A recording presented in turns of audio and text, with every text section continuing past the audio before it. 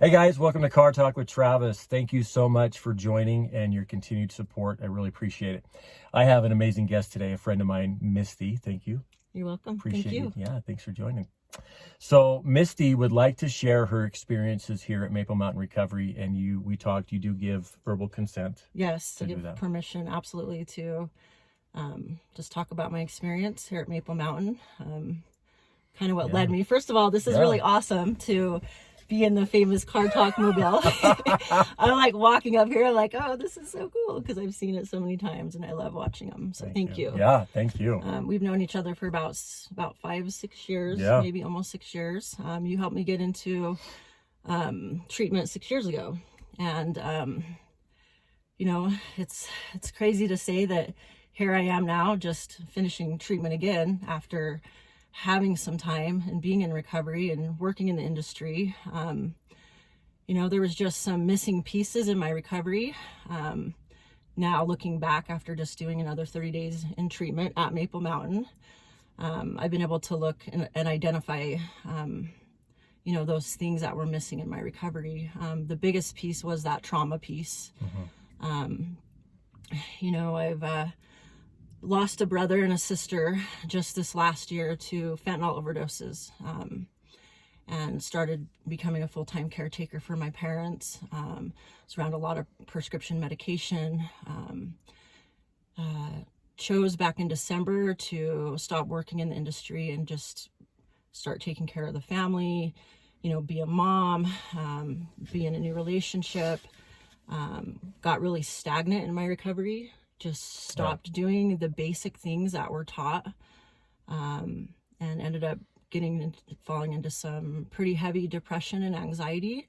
It would creep in and I would notice it. And, you know, with COVID hitting, like, you know, the gyms closed and all the things that I was doing to maintain my recovery and to maintain my mental health, just, I was just kind of like, I don't know, I just wasn't, the Zoom meetings weren't doing much for me. I would plug into them, but I just found myself, you know, running up to take care of mom or switching laundry or, you know, just putting the focus on other people and other things, and put my recovery on the back burner. In my mind thinking, oh, I won't relapse. Right. Like, I've got this much time. I know what I'm doing. Like, and I have a really good support. I have a really good support system still, which I'm so grateful for, because it was in that moment that after I did start to self-medicate, last about a little bit over 4 weeks, you know, I could see that I was in big trouble, you know, because every day I was like, oh, I can't believe I just did that. But it helped for that moment. Like, it took away that anxiety and that depression. And then our brain tells us, well, I'll stop tomorrow. Let me just get through today. Absolutely. Let me just get through today. Tomorrow I'll quit. Right. Yeah. And that's what happened, you know, and it was, you know, opiates were my drug of choice for the way I coped, you know, 6 years ago going into treatment. And for me to just, after that much time, just pick up, and that's how it was. It was like, oh, you know what? Whoops, I just had a little slip. Like, tomorrow I'll be okay. Like, I'm just not gonna. But it didn't happen, because I still woke up with that same depression, anxiety, that trauma. And I just, once I started, I couldn't stop. And in, you know, 3-4 weeks, I was in trouble again. And I reached out to, you know, my support system and let them know that I was in trouble. And they made a call. And I'm so grateful that they did, because it's actually changed my life. Because again, like, that missing piece of that trauma, that even relationship trauma. Like, I know I was always comparing my trauma to other people. Like, always, I was just like, you know, I've never really witnessed this or been through this. And like, the truth is, I still had and still have a lot of trauma, from just from being in and out of detox facilities, in and out of, you know, overdoses, in and out of jail, losing my children, toxic, unhealthy relationships, and then the recent loss of both my brother and sister. That's a lot. That's a lot to go through, you know, to lose them. And you lost them both in the same year, right? That was just last year. Yeah. So that's a lot. Yeah. And then you're taking on your parents, and then you're, you know, being a mother, and you're, like you said, new relationship. It's a lot all at once to kind of deal with. And then 2020 comes on, and you're not able to just go to a meeting, you're not able to go do what you need to do to stay balanced. That's the key, staying balanced. Absolutely. It absolutely is. And I became very unbalanced. Again, I just was like, yeah, like I really just lost myself. Yeah. And like the things that I was passionate about and the things that I love to do, like going to FTR or going and working out with Warrior Strength, are these things that were bringing me joy and helping me maintain that mental health. I stopped doing. But also the other part is just like was pushing that trauma down. Yeah. I was like pushing it down. Like I didn't want to feel it. Right. Even after my brother died and my sister died, I never even cried. I never mourned. I just basically just started getting into that role of caretaking. You know, my mother, it's like the day my brother died, she died too. You know, she just started having dementia really bad. Yeah. And, so anyway, yeah, I just reached out to my support system. I let them know that I was in trouble. And that was hard because a lot of me is just like, I don't want anyone to know. I still want to be able to go and work in the industry. I don't want people to know that I'm back in treatment. And you're letting that shame kind of come in, where actually I think people look up to you and go, I'm glad you reached out, because this can happen to anybody. Mm-hmm. It doesn't, I mean, it can happen at any time. Yeah. When you're taking on that much. So good for you. Yeah. You know, and as a good friend told me one time, like you fell forward. And I believe that I fell forward. And I got to come to this amazing place. My first day, I mean, we're doing a sweat lodge, you know, I didn't join them that day. And I love sweat lodges, but that was because I had just arrived, at Maple Mountain. But, you know, the next weekend I did this really cool fire cupping. And that for me, I've not done that yet. It was really freaking I've not cool. done, yeah. It was kind of like I've done cupping before with massage, but not like this. So it's just like I had some really deep rooted emotional pain. And through the cupping, I had the most beautiful experience right there at the end. Even like this light kind of came through, and then I like saw my brother standing there, and he said, it's your time to heal. And like, I don't know what happened, but that cupping really allowed me to like feel those emotions and get rid of those blocks. And then like just diving right into programming the next week. Yeah. You know, Tai Chi, like how cool was that? I got to do Tai Chi. Yeah. We did, you know, Yoga Nidra. So that's yoga of sleep, which I've just loved. So I've been learning that a little bit, while I was in treatment. What about kickboxing? Do you like so that? We got into boxing. Yes. And I know, like, yes, I just loved it. At first I was like, this is intense, but it was really crazy because and jujitsu. So we did jujitsu too. And some of the submission poses that they would put me in, it brought up some trauma from my past relationships.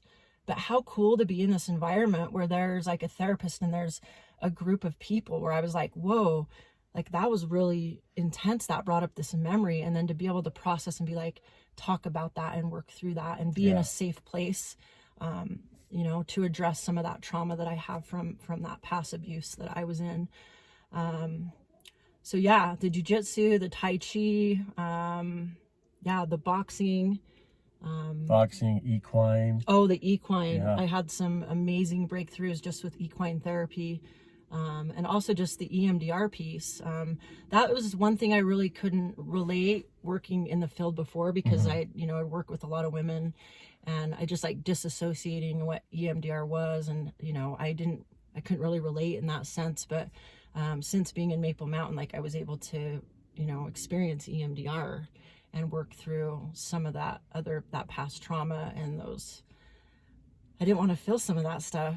Like it was intense for a minute. And we want to throw all those different modalities at you because one EMDR might not work where maybe neurofeedback does. Yeah. You know, so what's your thought on the neurofeedback? Oh my gosh. So I just barely got out. Well, I did it again today. Yeah. Good. Like it kind of, it's awesome. So I was able to get in 12 sessions in the 30 days.